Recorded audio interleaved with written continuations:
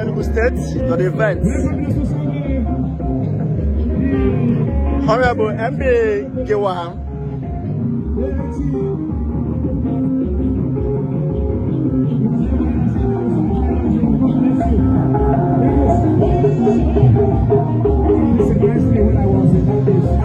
So, police in a special way will want to welcome the AIG. Please come.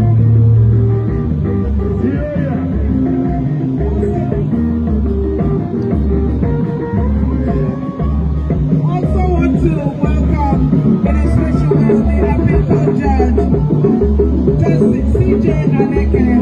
Justice, you are highly welcome. We say thank you to the AIG is here.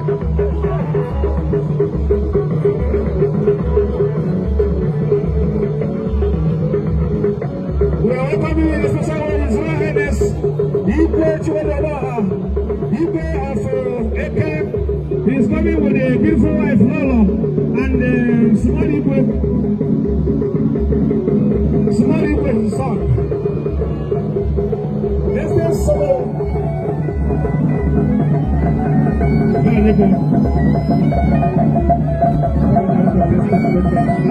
The former commissioner of police in Enugu State and the AIG, the current AIG, Honorable Anayo Uzebu.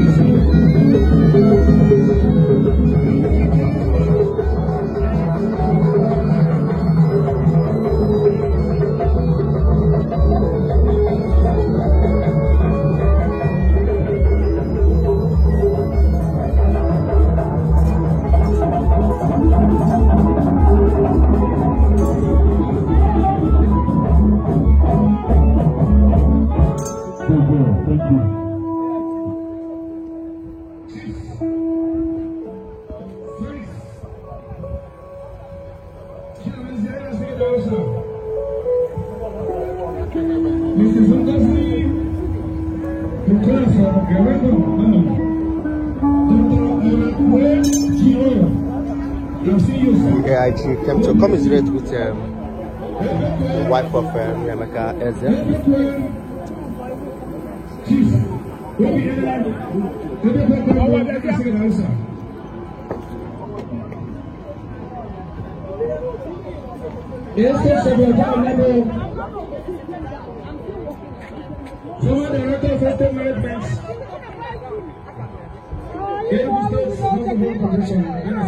Chief Ricky Ago. God bless you, former commissioner, former disorders. You can see our people,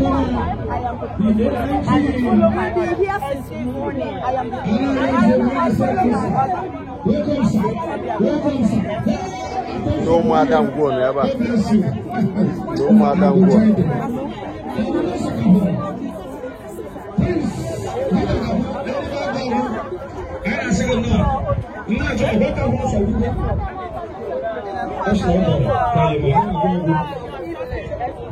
God bless you. Thank you. If you don't mention your name here, please, it don't go so. Maybe there is a name somewhere. But I know that the pioneer general manager of S1 is here. That time it was now S1. My brother Barrister Ricky Ago. Welcome, sir. Welcome to the Way, His Royal Highness, the only Igwe, the entire community, see, Yakawa, no election. His Royal Highness, Igwe, Sam Aneke, and I said, no, Tony Igwe, Okloha, the power of the executive, the man who made a landmark in the Enugu State, in Southeast, via Ndoworo, as a custom officer. Assistant to the Secretary for Persons retired. And I said, no. You know what I did? I don't say it's fine.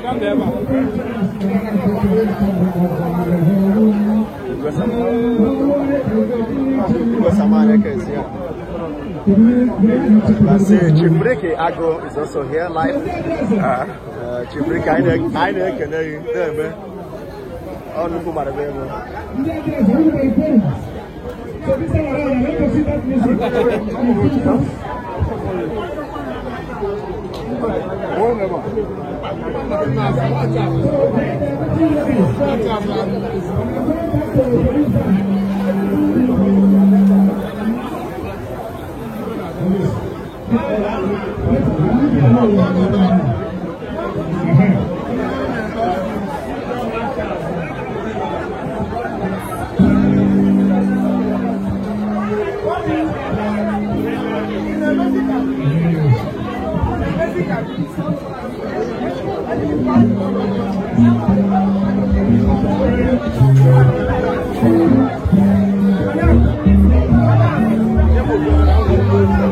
This is the better reception ongoing. Better reception ongoing.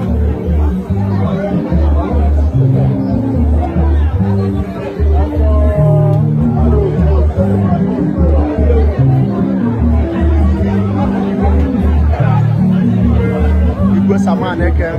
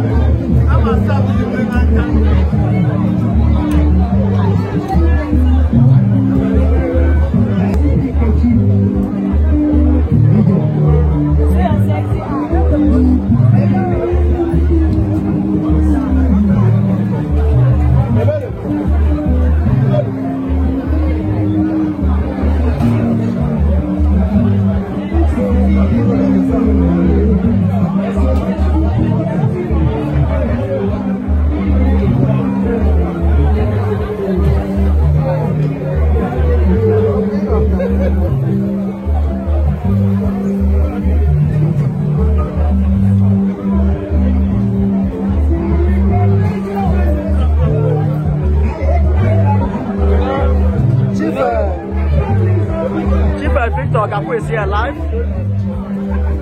Eribagu never live and direct. Eribagu. Aye keneri.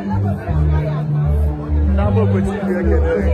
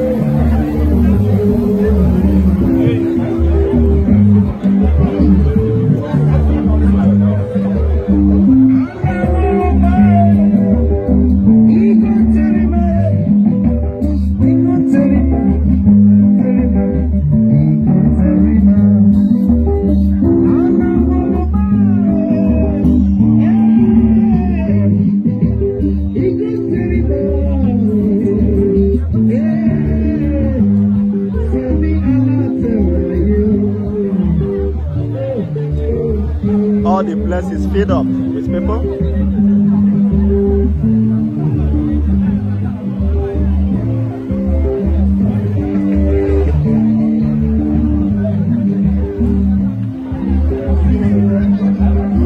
His right hand is Igwe Chiwando Oroha, Igwe Ofeke.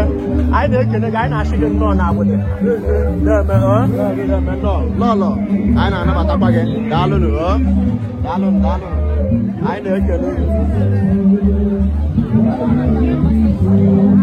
Honorable Ebaku, I know can I go to work in a law again. The man, Prince, I know can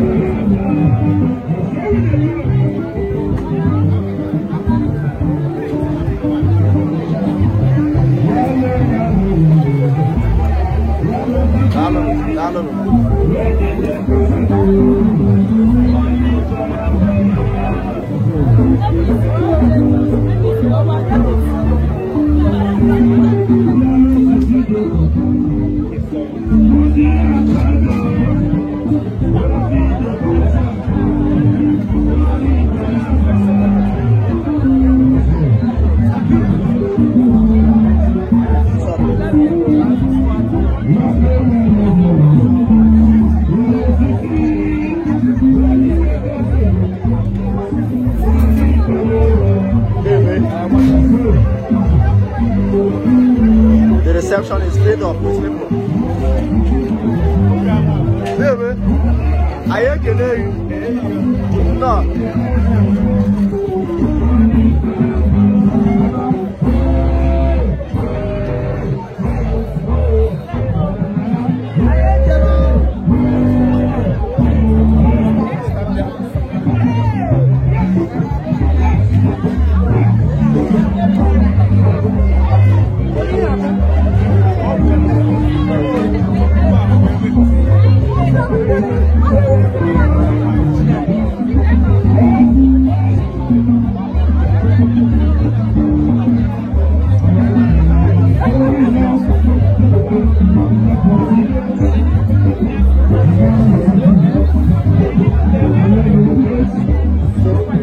People from all walks of life is here today to sympathize with the family of Chief Emeka Eze at Abudu Field.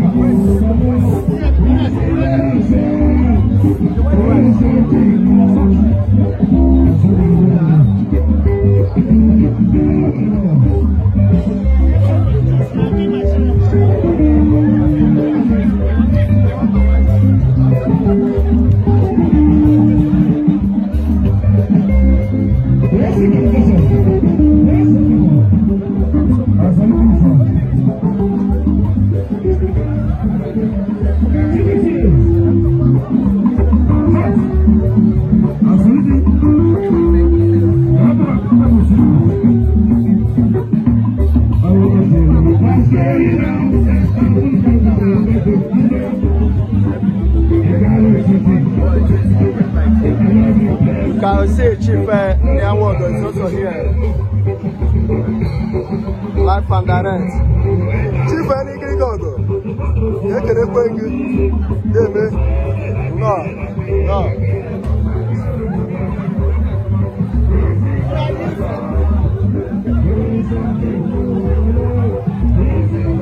The President General of Ote Town, I know again no, Chifonia.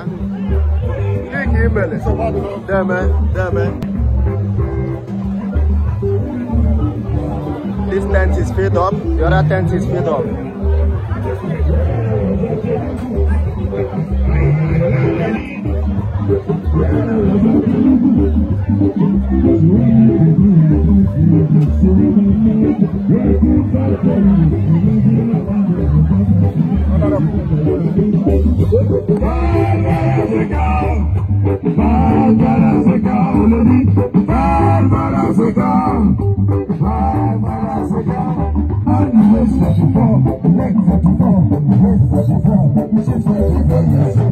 Police band is here entertaining the crowd.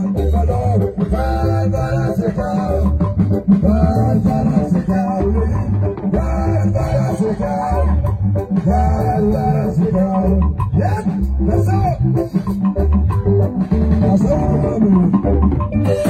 you are joining us, tell us where you are joining us from. Tell us where you are.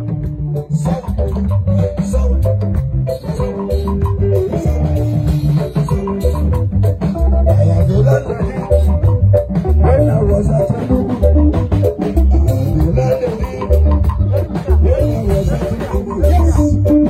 she want me to be her boyfriend and say, Mama, why you fight for me? Imagine my man, you got like you got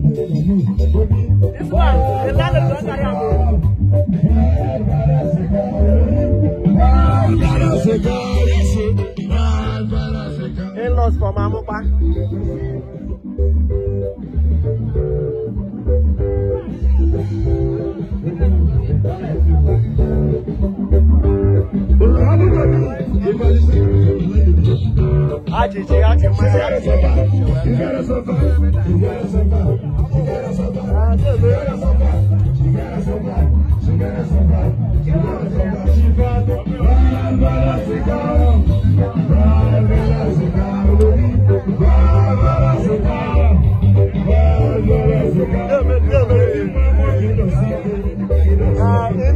From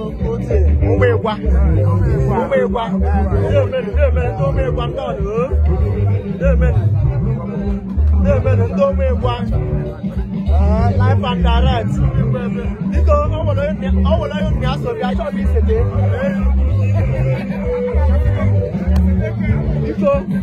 I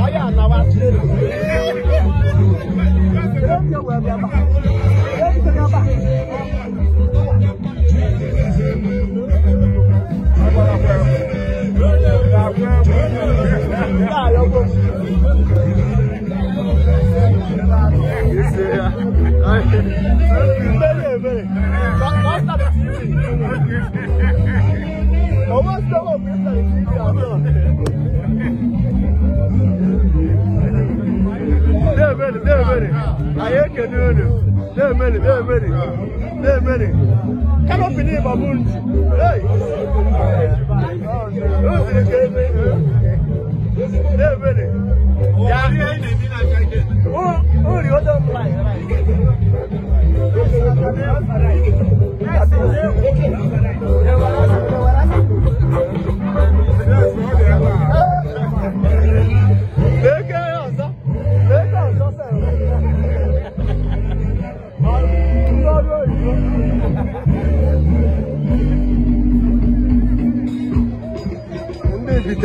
I lost from it. There, man.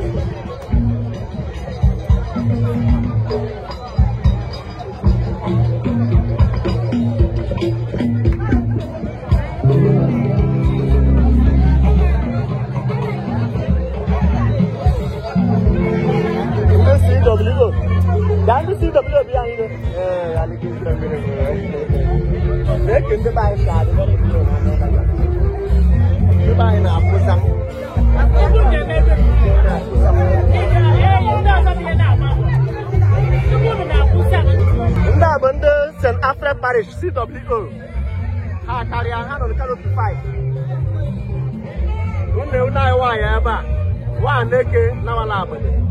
Very beautiful, you are looking good, huh? That's my brother. Hey, what am I? Smile, what you got to do?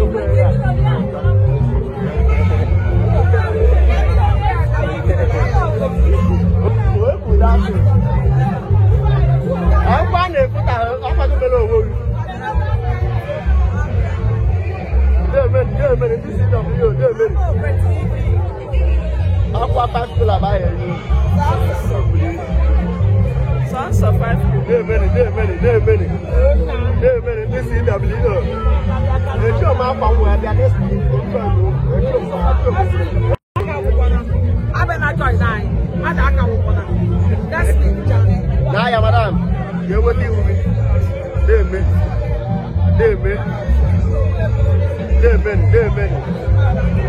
on the CWO.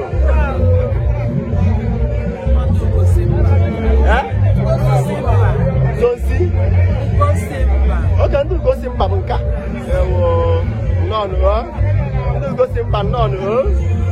I don't know, man. Can't join us.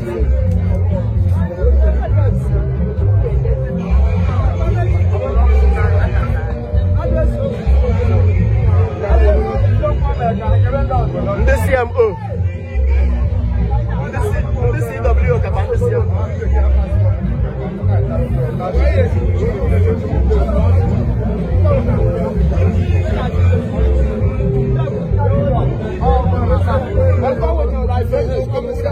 That would the time you know.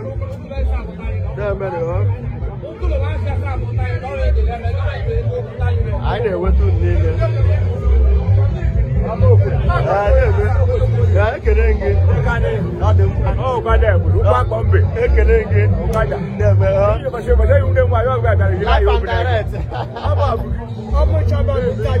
yes, I can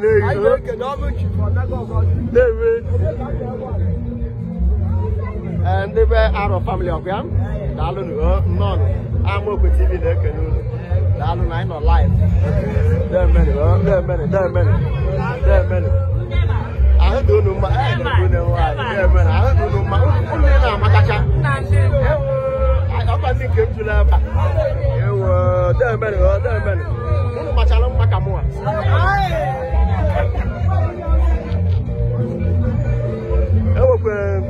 MS Enugu whereby life a check where Yana check. That's very good. On your check, you have an check. Thank you.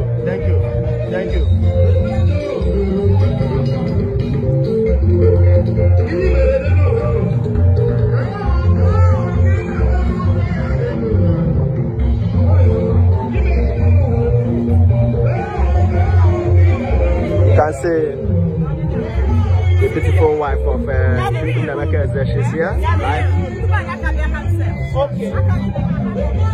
And no madam Gorgal.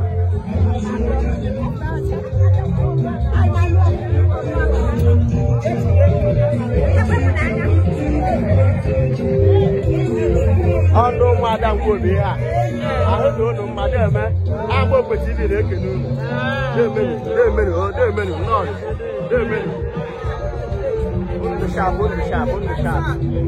On the shop. There what is it? And there are the international never.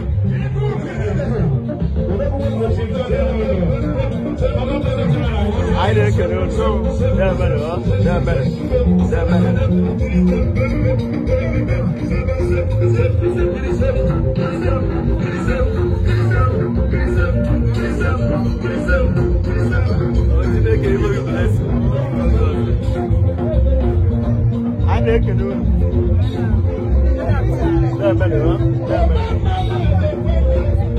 In-laws from Obinago.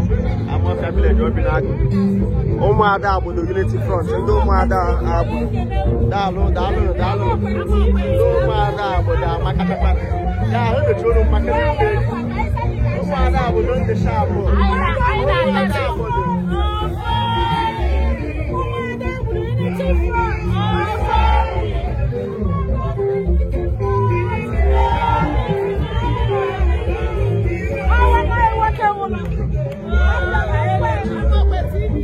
I didn't get it.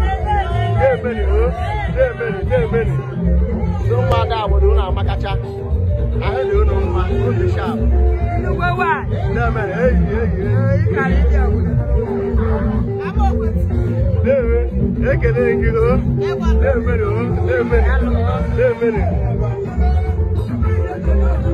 Okonkwo is a family never. So all the friends people, there many. No. I know about two. Not that much. Dalo.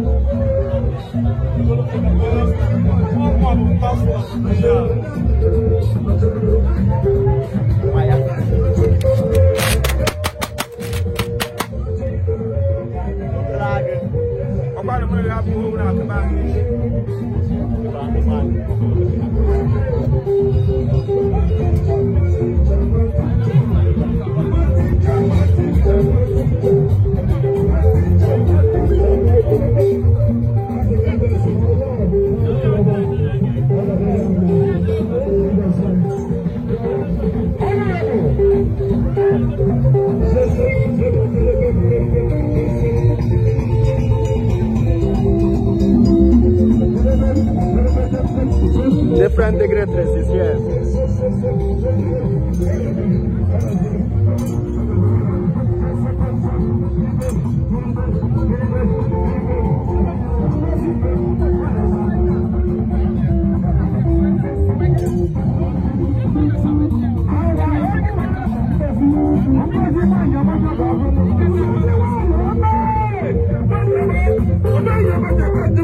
What we got for our beautiful mommy, Lolo Juliet, so she's here live and direct at Abudu. Hey, man.